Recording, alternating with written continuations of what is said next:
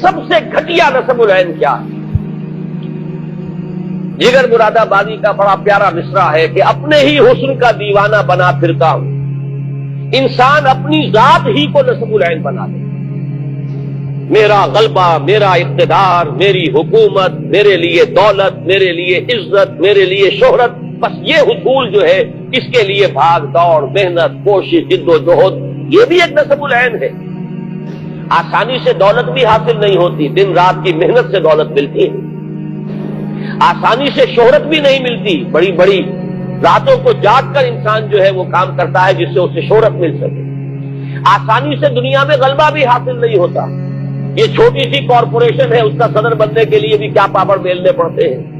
اور کوئی چھوٹا سا ملک ہو، اس کا صدر یا وزیر اعظم بننے کے لیے کیسے کیسے حق خان طے کرنے پڑتے ہیں۔ تو آسان کام کوئی نہیں ہے ان میں سے، لیکن یہ بھی ایک نسب العین ہے، اپنی ذات، اپنا اقتدار، اپنا غلبہ،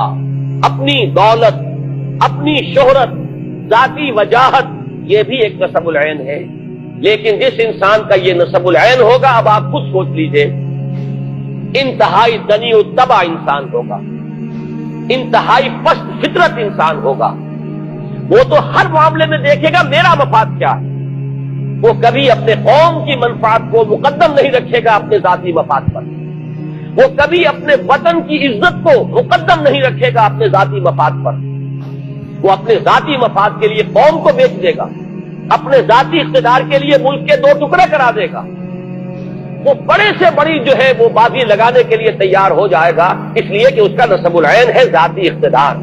اس کا نسب العین ہے، اور جس کو آپ جانتے ہیں بائی ہک اور بائی کروک۔ جب معین یہ ہو گیا مجھے تو اپنا اقتدار مطلوب ہے، مجھے سربلندی اپنے لیے چاہیے، میں دولت جمع کر لینا چاہتا ہوں، زیادہ دولت جمع کرنے والا انسان کس کس پستی میں گر رہا ہے؟ آپ کا یہی شہر کراچی ہے، جس میں گھی میں ملاوٹ کی گئی اور اس طرح کی ملاوٹ کی گئی کہ کتنے ہی لوگ تھے جو جن پر فالج ہوا تھا ایک زمانے میں، آپ کو یاد ہوگا، اس لیے کہ گھی کے اندر ایسی چیز ملا دی گئی تھی اپنے چند ٹکوں کے حصول کے لیے، انسانوں کی صحت سے کھیلنے والا۔ آج آپ کے ہاں وہ لوگ موجود ہیں جو ادویات کے اندر ملاوٹ کر رہے ہیں۔ میں کہا کرتا ہوں کہ ہو سکتا ہے کوئی غریب عورت اپنے گھر کے برتن بیچ کر گئی ہو اور وہ 15 روپے کے کیپسول خرید کے لائی ہو، 15 روپے کا ایک کیپسول، اس لیے کہ شوہر جو ہے زندگی اور موت کی کشمکش میں ہے، اس نے گھر کے برتن بیچے ہوں، لیکن اس کیپسول کے اندر بجائے اس دوا کے چوک بھرا ہوا ہو یا آٹا بھرا ہوا ہو۔ یہ آپ کے اس ملک میں ہو رہا ہے۔ تو معلوم ہوا، اچھی طرح سمجھ لیجئے، وقت کم ہے، ایک ایک چیز کو اچھی طرح سمجھ کر ذہن نشین کیجئے کہ اگر نسب العین اپنی ذات ہے تو وہ شخص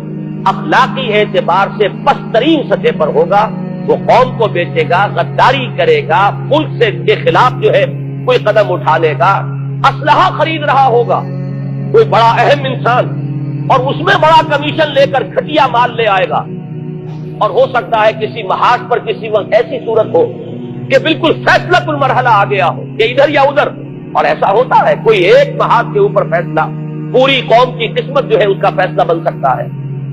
اور ہو سکتا ہے اس وقت جب گریج کھولے جائیں تو معلوم ہو اس میں جو اسلحہ نکل رہا ہے وہ معیاری نہیں ہے، تو آپ سمجھیے کہ پوری قوم کی قسمت سے وہ شخص کھیل رہا ہے جس نے اپنے بینک بیلنس کے اندر ملک سے باہر چند کروڑ روپے جمع کرنے کے لیے اس نے گویا کہ پوری کی پوری قوم کے مستقبل کو داؤ پر لگا دیا۔ یہ سب منطقی نتیجے ہیں کہ اگر نسب العین ہی اپنی ذات ہے۔ اب مجھے یاد آ رہا ہے سورہ قصص کے آخر میں فرمایا، تِلْكَ الدَّارُ الْآخِرَةُ نَجْعَلُهَا لِلَّذِينَ لَا يُرِيدُونَ عُلُوًّا فِي الْأَرْضِ وَلَا فَسَادًا۔ یہ جو آخرت کا گھر ہے، اللہ فرماتا ہے، یہ تو ہم نے خالص کیا ہوا ہے ان لوگوں کے لیے جو اس زمین میں اپنی سربلندی نہیں چاہتے، یہاں اپنا غلبہ نہیں چاہتے، یہاں اقتدار کے طالب نہیں بنتے، یہاں اپنے لیے حکومت کے طالب بن کر نہیں کھڑے ہوتے۔ آخرت کا گھر صرف انہی کے لیے ہے۔ یہ میں نے اس آیت مبارکہ کوٹ کر دیا تاکہ معلوم ہو جائے جہاں سے میں بات شروع کر رہا ہوں کہ یہ پست ترین نسب العین ہے۔ ویسے برا نہ مانیے، شعوری یا غیر شعوری طور پر ہماری عظیم اکثریت کسی سطح پر زندگی بسر کر رہی ہے۔ آج ہم دنیا میں ذلیل کیوں ہیں؟ آج ہمارا پوری دنیا کے اندر کیوں نام عزت کے ساتھ نہیں لیا جا رہا؟ کیوں ہم کسی بین الاقوامی کسی فورم میں کیوں عزت کے ساتھ کھڑے نہیں ہو سکتے؟ معلوم ہوا یہ وجہ یہی ہے کہ ہماری قوم میں غدار ہیں، آپ ہی کے قوم کے لوگ ہیں جو بکتے ہیں۔ اگر چاہے کہا جا رہا ہو کہ ہندوستان کی راہ کے ایجنٹ ہیں یا فلاں جو ہے افغانستان کے کھاد کے ایجنٹ ہیں، یہ نقاب پوش آتے ہیں اور گولیاں برسا کر چلے جاتے ہیں اور پھر بھائی بھائی کے غریبان کو پکڑ لیتا ہے۔ لیکن یہ کون ہے؟ کہیں اور سے امپورٹ نہیں ہوئے ہیں، یہ چین یا روس سے نہیں آئے، آپ کے اسی ملک کے رہنے والے، آپ کے قوم کے افراد بکنے والے لوگ اس معاشرے کے اندر موجود ہیں۔ وجہ کیا ہے؟ اصل شے ہے میرا مفاد، مجھے اتنے لاکھ روپے مل رہے ہیں، میرے لیے یہ منفعت ہے، مجھے یہ فائدہ نظر آ رہا ہے۔ یہی وجہ ہے کہ قومی اور ملکی سطح پر ہم اس وقت ذلیل و خوار ہیں۔ اس کی وجہ یہی ہے کہ ہم میں سے اکثر پاکستانی مسلمانوں کی اکثریت اگر غریبان میں جھانکے تو محسوس یہ ہوگا کہ ہمارے سامنے کوئی نسب العین نہیں، کوئی اعلیٰ آدرش نہیں، کوئی اونچا نسب العین نہیں۔ ہم تو بس یا تو غیر شعوری طور پر حیوانی سطح پر صرف کھانا پینا، بال بچے پیدا کرنا اور پال لینا، کوئی گھرودہ بنا لینا، اللہ اللہ اور خیر صلی اللہ، اس سے آگے ہم میں سے کسی کے آگے کوئی مقصد زندگی ہے ہی نہیں۔ یا تو ہم غیر شعوری طور پر اس سطح پر حیوانی سطح پر زندگی بسر کر رہے ہیں، اور جو لوگ چلت پھرت کرتے نظر آتے ہیں، بھاگ دوڑ کرتے نظر آتے ہیں، جو جلسے کرتے ہیں اور جو بڑے بڑے پوسٹر شائع کرتے ہیں، جن کی خبریں اخبارات میں چھپتی ہیں، ان کی اکثریت کا حال یہ ہے کہ ذاتی اقتدار، ذاتی غلبہ،